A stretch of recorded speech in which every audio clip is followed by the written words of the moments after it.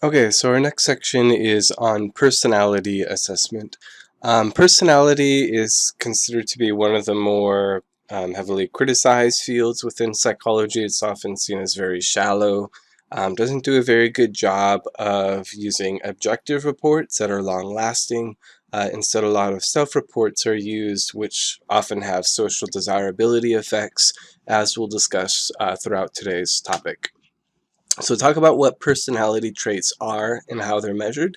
Across a number of different item formats, some of these are what we call projective tests. So we'll talk more about that later on. The big five, as you're doing for your SAPA project, we'll talk once again about what those big five traits are. Then the MMPI, a very extensive, a robust personality test measure, takes a long time. It's comprised of hundreds of items.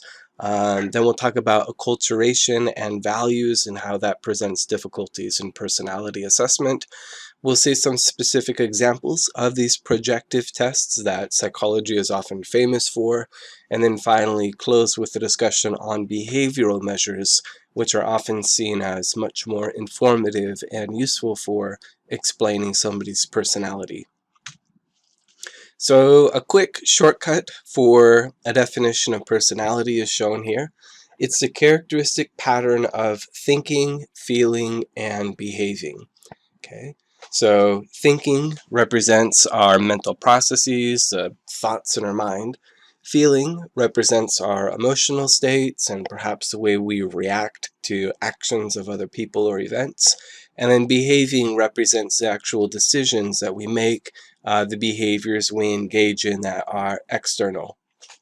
So if you were to describe the personality of Winnie the Pooh, what would you say about what Winnie the Pooh is like? Okay, you may say he's optimistic, he's carefree, he's happy-go-lucky, he's positive. Okay, then how would you describe the personality of Eeyore?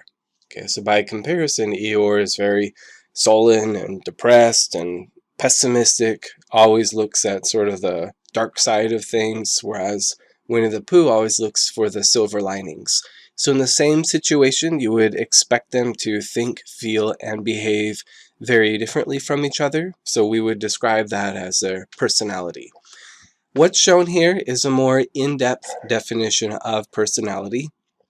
It's a bit more extensive, but if you can understand all of its components, you essentially get all of personality in a nutshell. So I'll walk you through this definition. The stable set of characteristics, which we refer to as traits, are relatively stable and long-lasting, and tendencies, which are motivations that determine the differences and commonalities in the psychological behavior of people. So what makes us unique and special from each other, as well as what we all generally share together. It has continuity in time, so therefore we can make predictions into the future, and it may not be understood by biological and social pressures of the moment. So we wouldn't say that our best friend, who's normally very shy and reserved, we go to a house party with them, and suddenly they've had a few beers, and now they're walking up to random people and giving them high fives and hugging random people that they've never seen before. Okay, for all those people who are meeting your friend for the very first time, they may get an impression of, wow, that's a really crazy outgoing person, but you know that's not what their real personality is like. That's not how they typically behave. It's just that they're under the influence of alcohol. So that's the biological component. The social pressures of the moment could be describing how people behave online when they're anonymous and they're saying, mean, hurtful things about other people. But now if you were to attach their full name and who they are, you could see them at their house. Now they're probably going to be behaving very differently when they don't get that luxury of anonymity. Okay, so they hide and behave worse. Whereas if you were to reveal who they are, they're going to be behaving in a more socially proactive way. So all this is essentially what personality psychologists study. This is a full, robust operational definition, so as it would be studied within an actual research paper.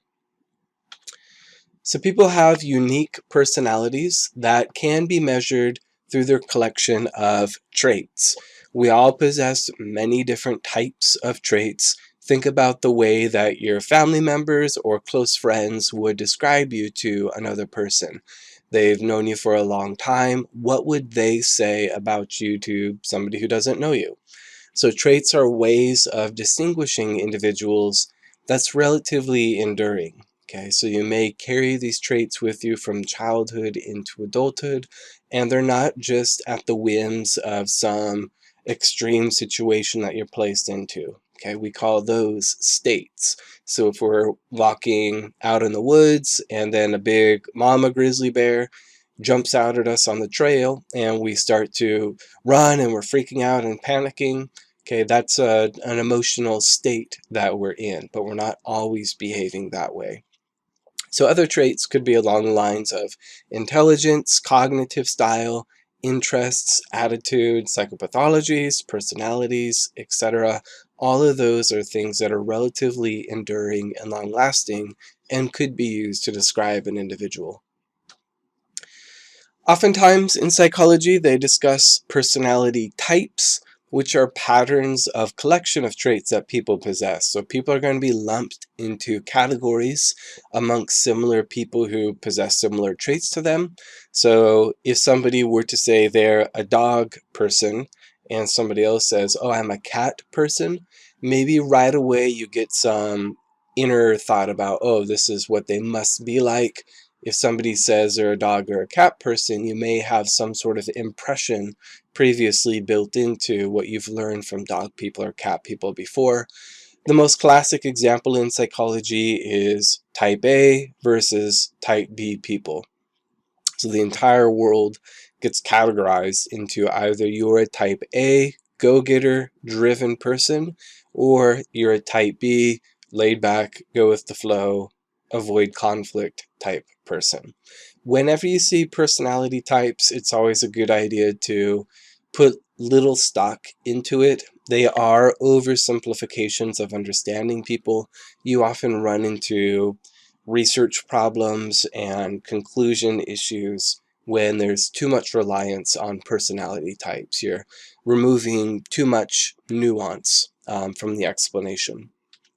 So think about the different dwarfs. They're named after some idea about how they're going to behave and think. Okay, so you can think of these as their personality types, and how they're named, you get a good sense for how they're going to be behaving throughout the story.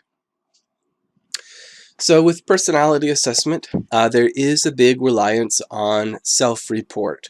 Okay, so this information is going to be supplied by the individual.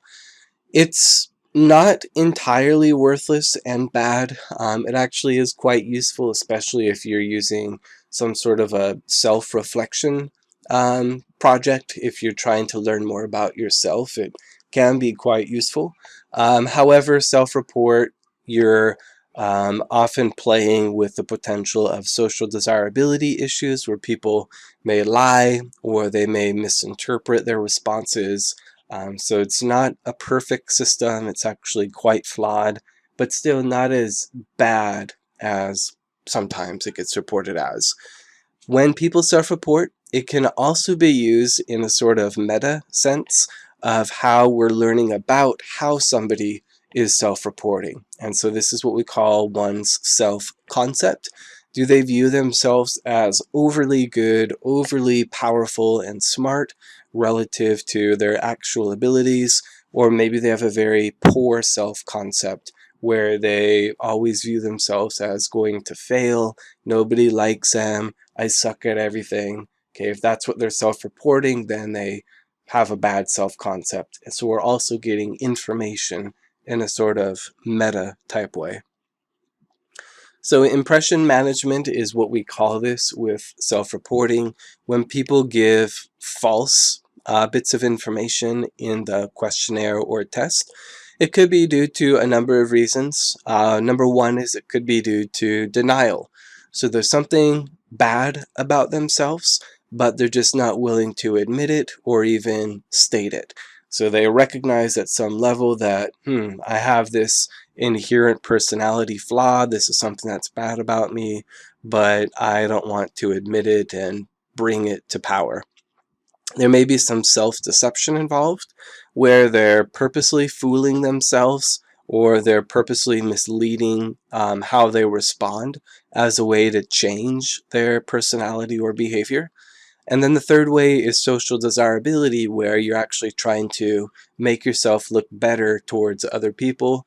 Maybe the person who is administering the test, you think that I may see them again in the future, or I don't want to reflect poorly on the group that I identify with, so I'm going to give a dishonest answer, but it's going to make me or my group look really good. So there's all sorts of problems that could be inherent with self-reporting associated with impression management. Okay, so I'm going to show you a couple of pictures. Okay, and then the second picture.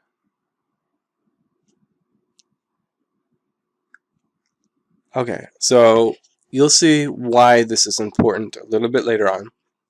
So there's common item formats within personality testing.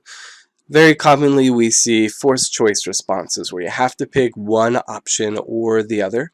So item 1, I enjoy being out and among other people, either true or false. You can't write down sometimes or kind of or it depends. You have to pick either true or false. No fence sitting. So they're trying to nudge participants over to one side or the other, and that could give people some additional insight into themselves as well. How I feel when I am out and among other people. Okay, so this is a version of a Likert scale item where you can be either further to the left and feeling more warm or further to the right and feeling more cold. Okay, pick which of these words best describe yourself from this list that you see here. Okay, maybe somebody immediately goes towards non-productive, so it's something that they feel about themselves. If I were to show you this image, okay, how would you describe it to me? Chances are, based on the images that I showed you on the previous slide, you would say either a butterfly or a June bug. Okay, so depending on which of those images really connected with you and gravitated towards you, that would be how you respond.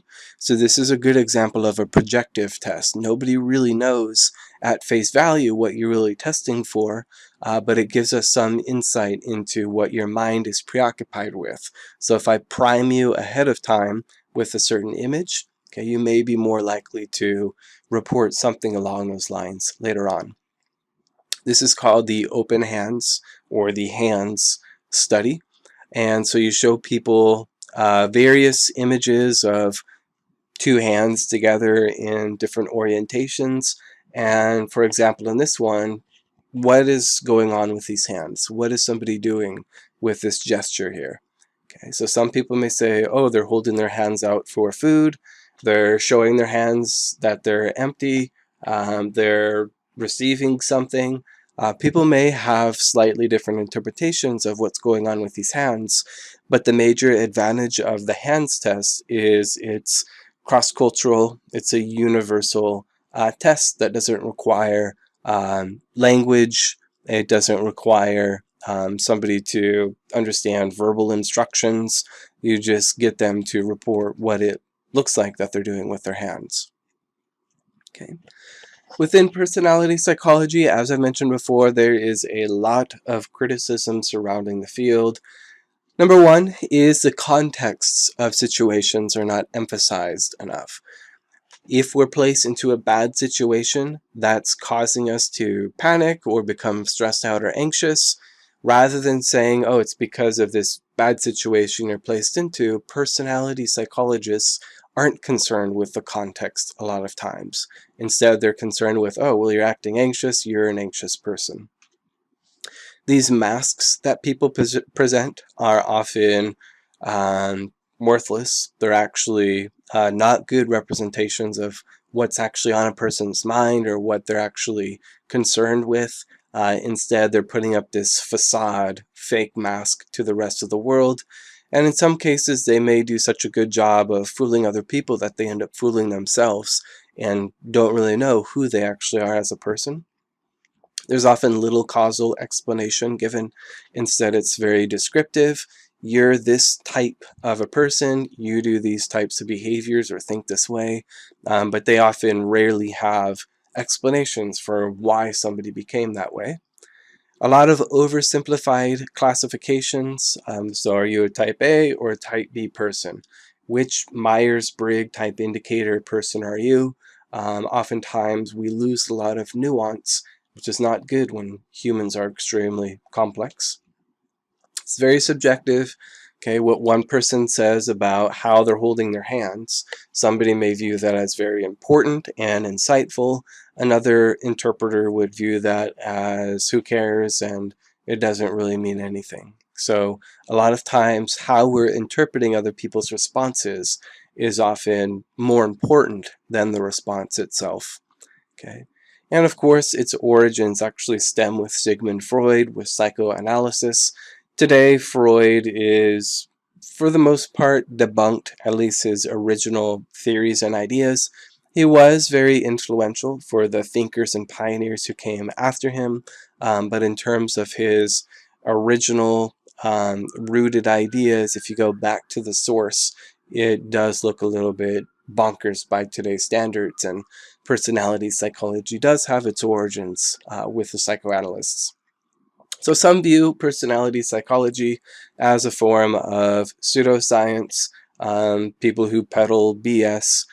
So you really have to be careful and really be skeptical when looking at conclusions within this field. What is considered to be valid is the Big Five personality test. So there is lots of data that supports the Big Five assessment of personalities. It's actually derived from a statistical analysis that we ran for our 8th assignment on factor analysis. They collected so much data from participants that they were able to whittle down their responses and how they describe themselves in terms of 5 distinctive personality traits. They don't overlap with each other, they're distinct, and they do a pretty robust job of explaining somebody's personality. So the 5 traits, as we talked about before, are openness, conscientiousness, extroversion, agreeableness, and neuroticism. OCEAN is the acronym to help you remember it. And people are going to score somewhere along a scale for each of these 5 items. So they're not lumping people into categories. Instead, they're giving them some type of a scaled score so you can see to what extent you're agreeable, to what extent you are neurotic. Okay, so to review these 5 traits, openness describes people who have a general appreciation for a variety of experiences. They tend to be curious, appreciative of art. They like meeting new people, going to new places, trying new foods. People who score low in openness tend to be more conventional. They tend to be more practical. They're going to hang around their close friends. They order their favorite foods. They watch their favorite TV shows. Somebody who scores high in openness is going to be more creative. They have more broad ideas. Okay, they may also try watching all sorts of new TV shows, so they enjoy variety. Next, we have conscientiousness, which describes the ability to exert self-discipline, and these people are striving for achievement.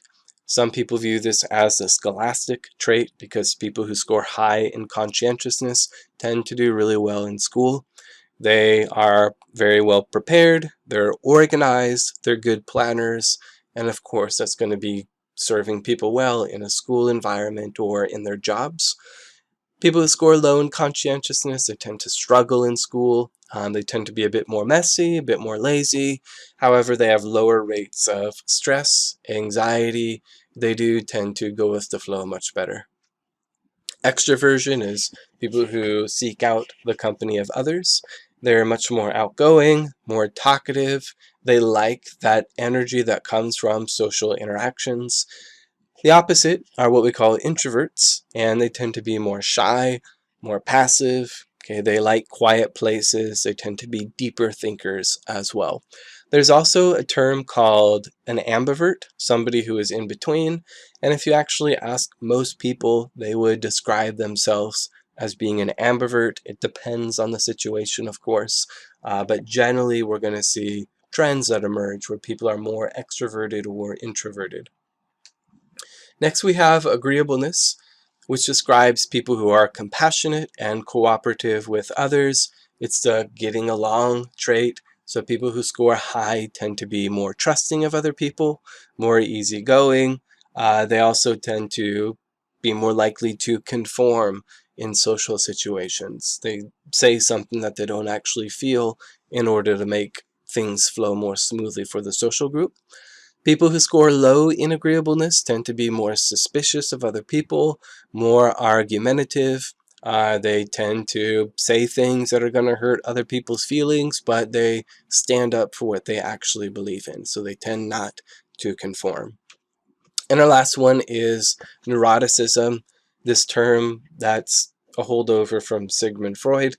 So it describes a lack of tolerance for stressful or aversive stimuli. So people who score high in neuroticism tend to be very moody, very anxious. If there's a problem, they're really affected by it. Whereas people who score low in neuroticism tend to be very calm, very confident, and they're able to weather emotional storms very well. Okay, so they tend not to go up and down with their emotions. People who are neurotic really have a roller coaster up and down of emotions that they experience. So the Big Five is tested on the NEO-PI test, and what you'll be taking with the SAPA project test if you haven't already. So the Big Five, it gives you a scaled score across all 5 dimensions, and you can get a better sense for what your personality is like compared to other people. Next, we have locus of control, which is kind of a clunky term. However, it's been quite useful for describing a lot of concepts within psychology. Behavior and emotion is shaped by our expectancies. So do we expect good things to happen to us because we've worked for them, we're really smart, we have great abilities, that's why we get good things in life? Or do we get good things in life because it just fell into our lap? We were lucky, we were born that way, some other organization handed it to us. So if we have an internal locus of control, we believe we have great influence over the events and results in our life, whether they be good or bad. People with an external locus of control, they believe they have little influence over what happens to them in life. So think about when you get an exam score back and it's a good grade. Okay, you get a 98% on the exam. What's the first thing that goes through your mind? Do you think, wow, I worked really hard for this. I put in so many hours of studying. I earned this high grade. Or do you immediately think, wow, that test was super easy. That was a piece of cake. I'm glad there's so many, joke questions on the exam. And then likewise, if you get a low grade on the exam, you get like a 50%, what's the first thing that goes to your mind? Do you think, oh shoot, I didn't study enough, I really dropped the ball on preparing for this exam? Or do you think, oh, well, that was just a fluke, there was too many trick questions, the teacher had it out for me? So whatever goes to your mind immediately, that may give you some insight if you have more of an internal or an external locus of control. Okay. The MMPI, the Minnesota Multiphasic Personality Inventory, has 10 separate clinical scales plus different validity scales on it as well. This is one of the largest tests that you can take in terms of personality tests. It's comprised of hundreds of items. It takes a long time to complete. And so all these items that you're answering, they're going to provide a specific score across these different scales. And when you're all done, it shows how well you did on each one of the different scales. Test takers have to answer 482 separate items, okay? And then their scores get compared against 10 separate, what are called criterion groups. So when people are responding to all of these items, these other people in the criterion groups have already taken the test, and there's certain patterns that have emerged with the way that they respond to the items, and they're distinct enough that you can actually see if you take the test how much do you respond that's similar to somebody who has schizophrenia, for example? How introverted are you compared to other people who are actually socially introverted? So the way this test operates is when you get your results back, it's actually showing you how well your responses match up with people of these various groups that you see here. So it gives you a total score for potential depression, for paranoia, for schizophrenia, for example, and it gives you a more in-depth score for your personality across these different scales. There's also an interesting gotcha system that's built into the MMPI, and it's a way to make sure that people are actually responding honestly and accurately, and they're actually taking the test seriously. Of course, when you take a test that's comprised of 482 items, people start to not care as much. They may start to skip items or just start to fill them in willy-nilly. So there's a built-in system to make sure that your results are still valid.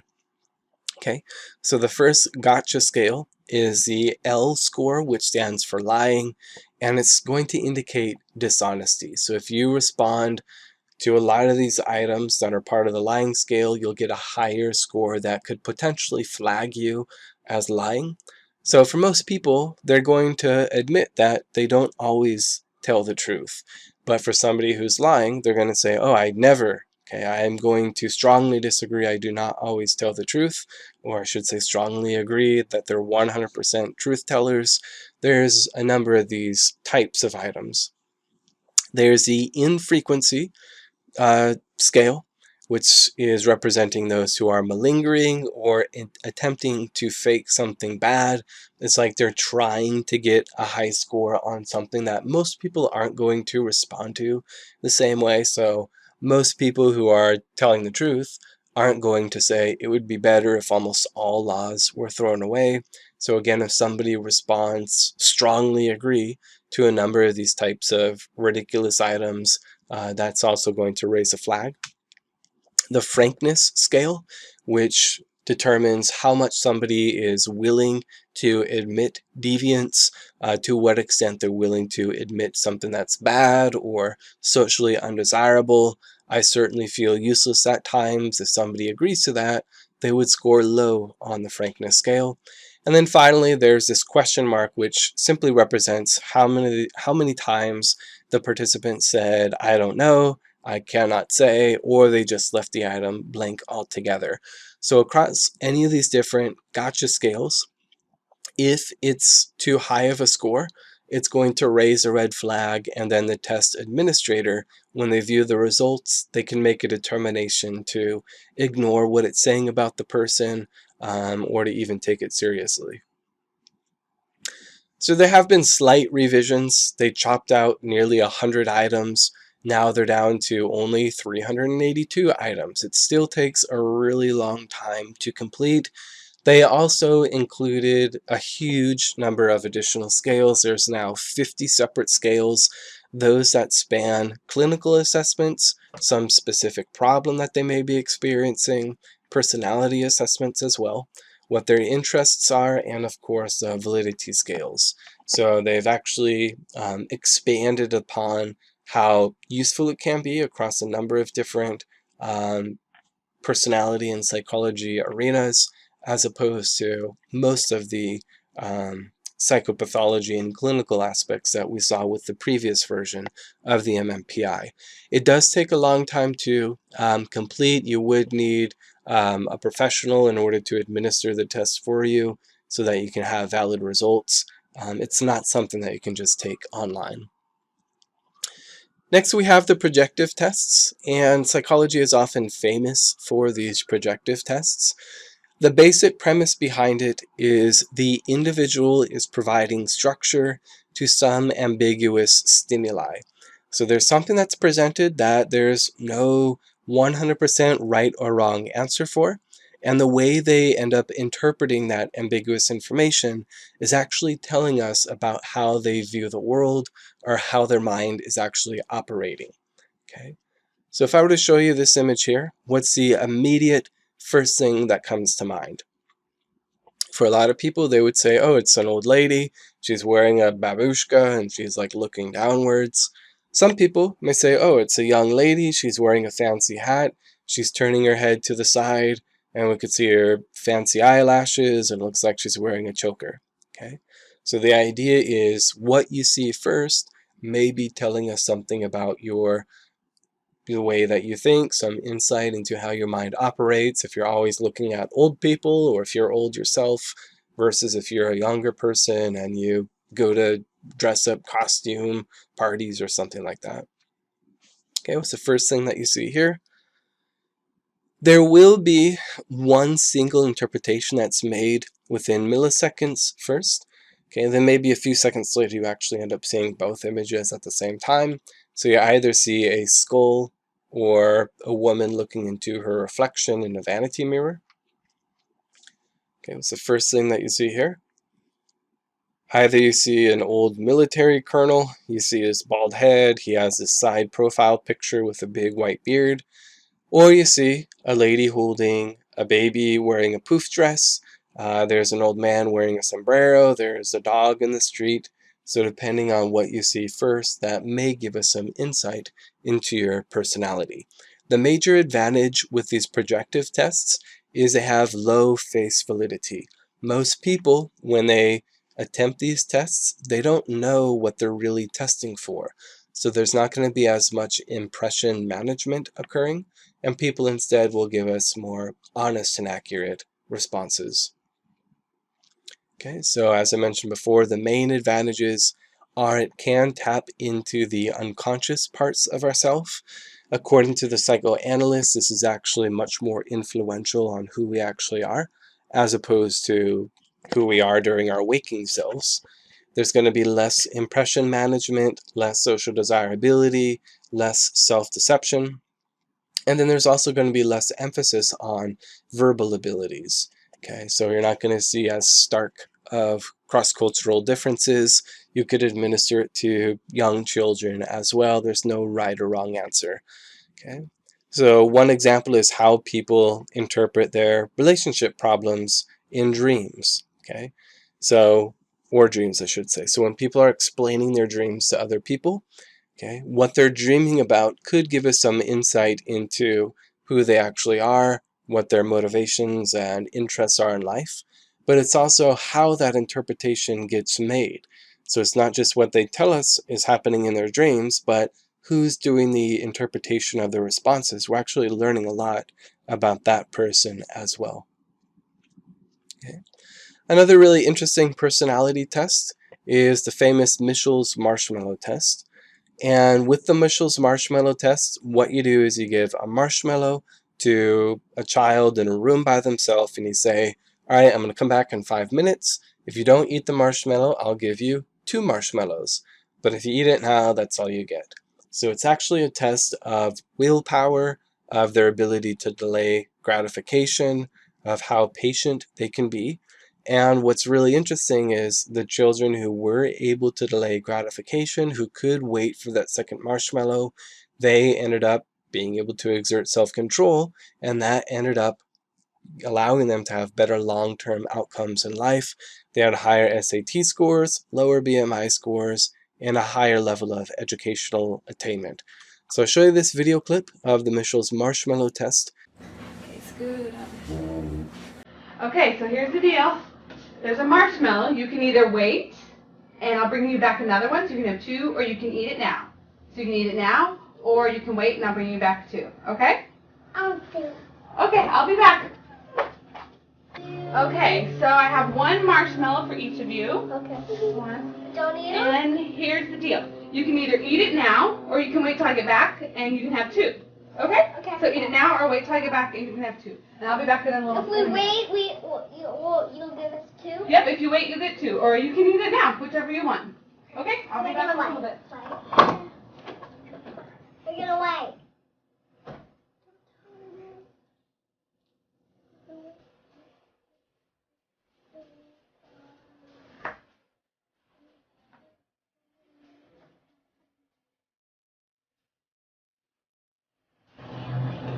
I wonder what we're gonna do.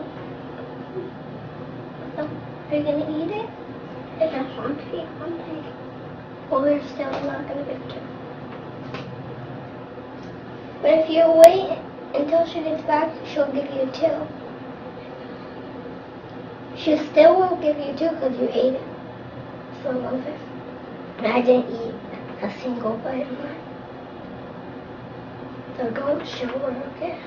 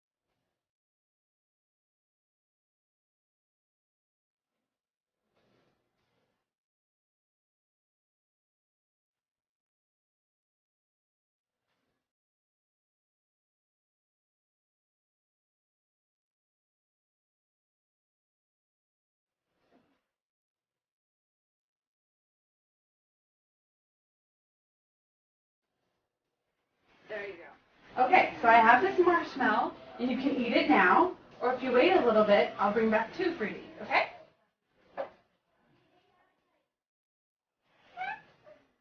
How you doing, Sam?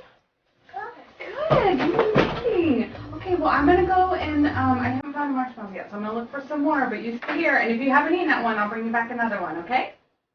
I'll be right back. Waiting. Well, you're eating, not waiting for her to get back.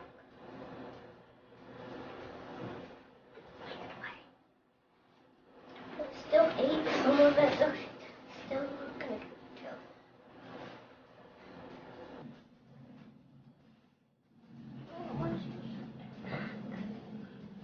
And stay in your chair.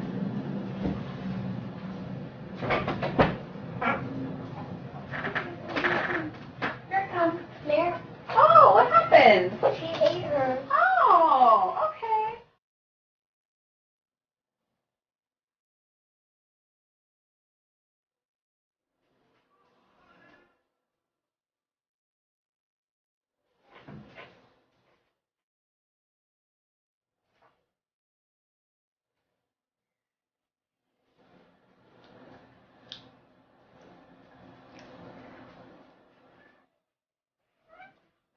Hi, Hunter, you waited. You get 2. Good job. You can eat it. You can eat them now.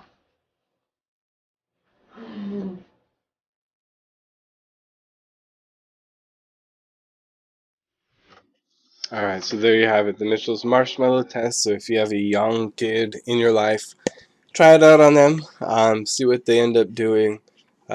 Try something else too besides marshmallows to see if that changes the effectiveness of it. The Rorschach ink blot test, you've probably seen before. I have shown you images of these at different points throughout the semester. So they show people a series of about 25 different images. They have been standardized. They pour ink into a sheet of paper, they fold the sheet of paper up, and it creates this random symmetrical image. They're not intending to create any particular shape, but people will still think that they see things in the random ink blots on the paper. So if I show you this ink blot here, okay, what's the first thing that comes to your mind? What does it look like to you? So the most common response is a bat. Okay, I see an angel bunny. What do you see here in this image? Most common response to this one is actually 2 samurai dancing. Okay, maybe you see a spaceship. Maybe you see bears kissing. What about this one here? The most common response is a bear rug. Okay, so one of those bear rugs in front of the fireplace.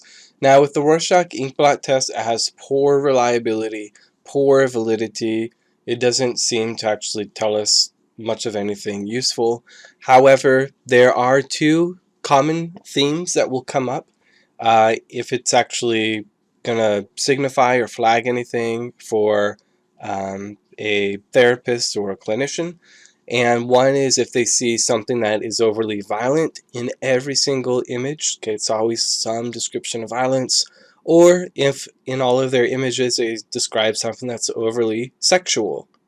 Okay, so if they see something that's overly sexual in every single image, then perhaps that's giving us some insight into them having a preoccupation. We also have the thematic apperception tests. These are somewhat related in that there's no right or wrong answer.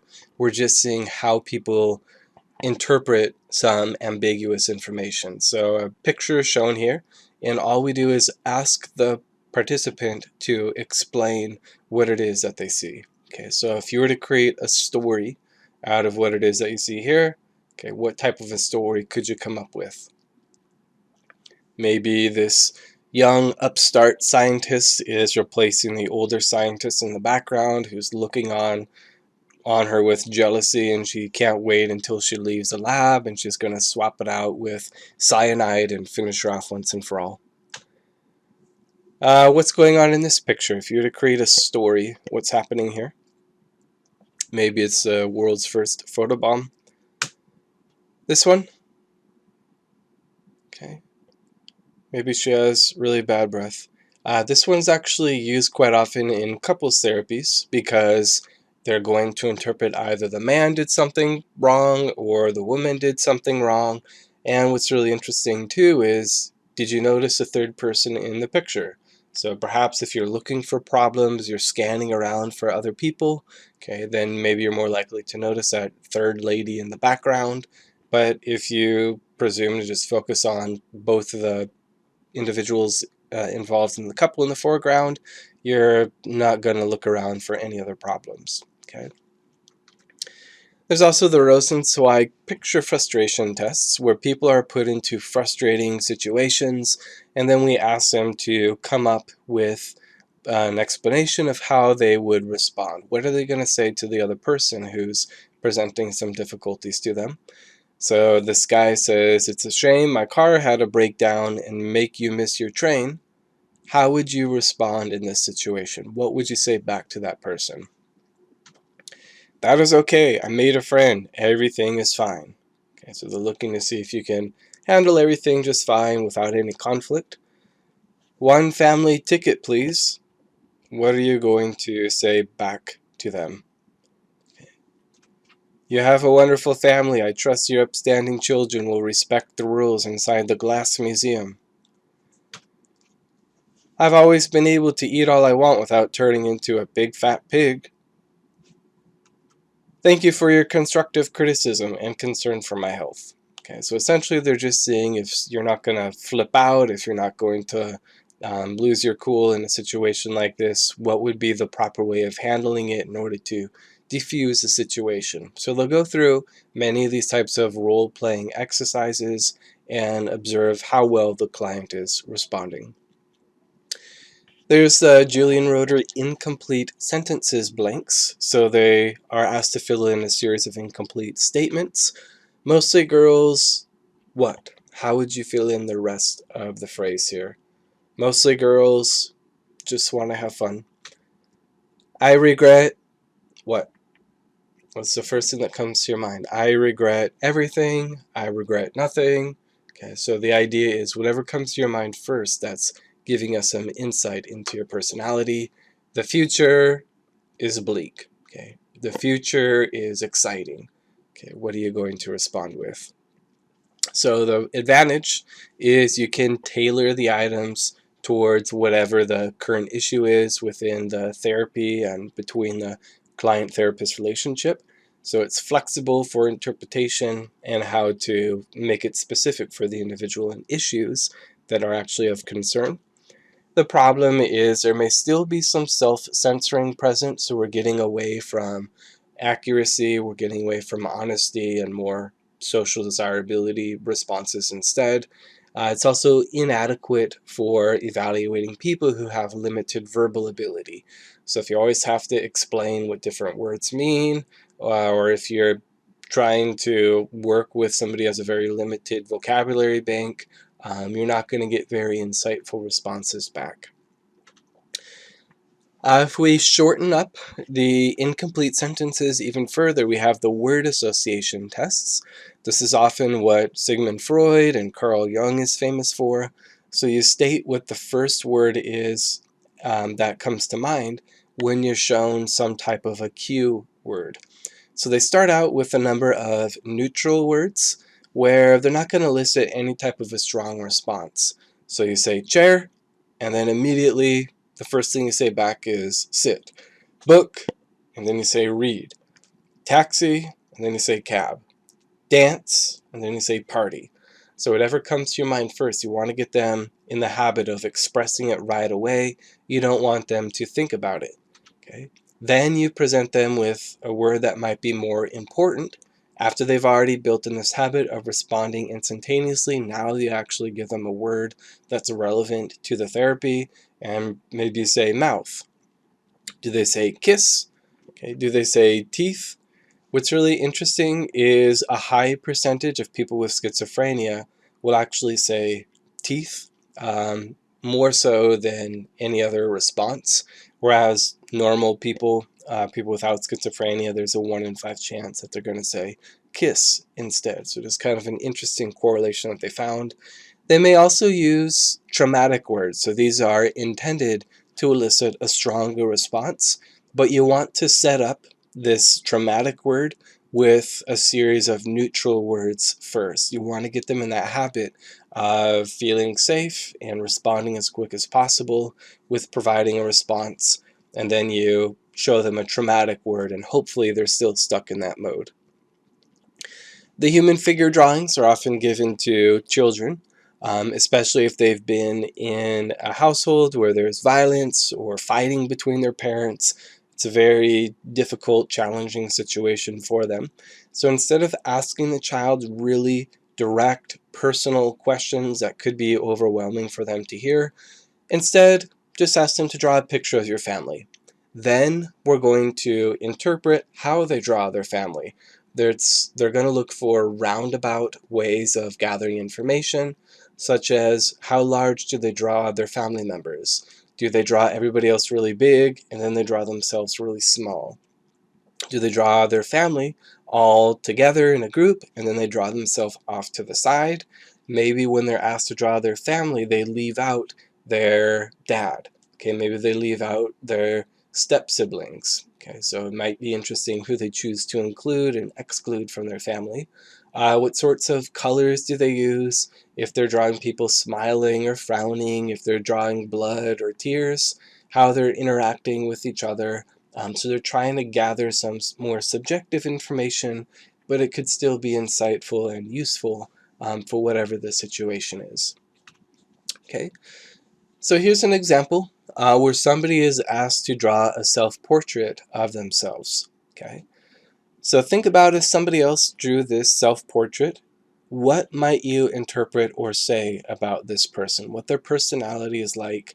Okay, what do you think they're like as a person? So come up with a response. What would you say about a person who draws himself this way? Good.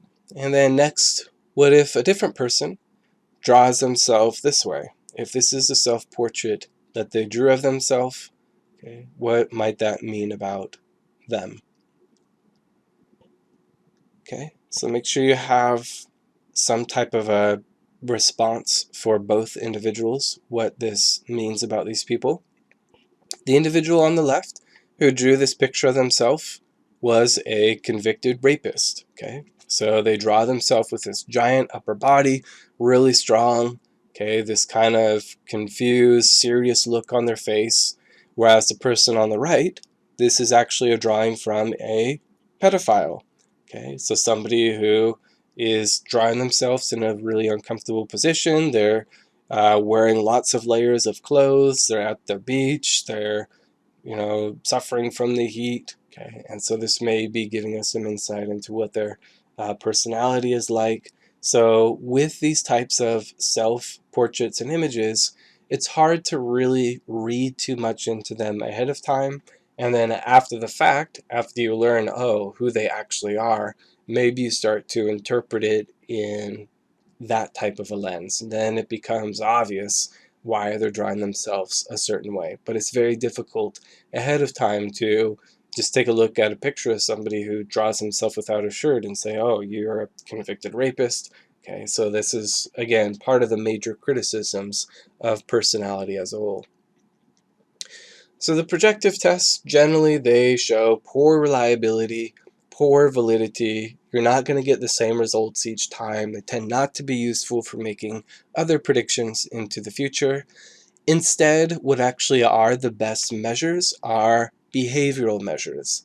So what behavioral measures assess are what people actually do. Okay, so what actions are they engaging in? Where do they spend most of their time? Okay, what choices do they make in reality, as opposed to these roundabout projective tests where you have all sorts of errors and mistakes and how we make misinterpretations about people. Instead, with behavioral measures, they're actually seen as the best gauge into who a person actually is. Okay, so here's a side-by-side comparison of traditional therapy and traditional assessments of people's personalities on the right versus behavioral assessments on the left. So generally with behavior, we're looking at to be specific to the specific situation that they're placed into, as opposed to traditional assessments. It's more consistent across a variety of settings. We're looking more for the person instead of understanding the context of their actions and thoughts. With traditional assessments, we're also making these indirect interpretations through interviews, self-reports, projective tests, whereas with behavioral assessments, we're actually observing them in their real natural environment. Okay, so the behavioral assessments are also going to downplay the skill of the interviewer. It doesn't matter who's making the interpretations, you're likely going to get very similar assessments by different professionals as long as they're relying on standardized procedures and norms. With the traditional assessments, who is actually doing the assessment is very important. The skill of the assessor may play too big of a role. So with traditional therapy and assessment, they often refer to this as listening with a third ear to gauge people's auras, to get a sort of sense or feeling about who they are without actually observing real behaviors. That led to all sorts of errors and mistakes and problems with classifying and diagnosing people. So with behavioral assessment, you could think of it as somebody chopping off that third ear, getting rid of this subjectivity surrounding traditional assessments, more of an art, and instead with behavioral therapy, with behavioral therapy, it's more of a science where you're focusing on their actual behaviors and what they're doing in a variety of specific situations. Okay, so some examples of behavioral measures, how they're indicating some underlying important concept or issue. If we're looking at if a museum exhibit is popular, maybe there's going to be erosion as people walk those steps over and over again.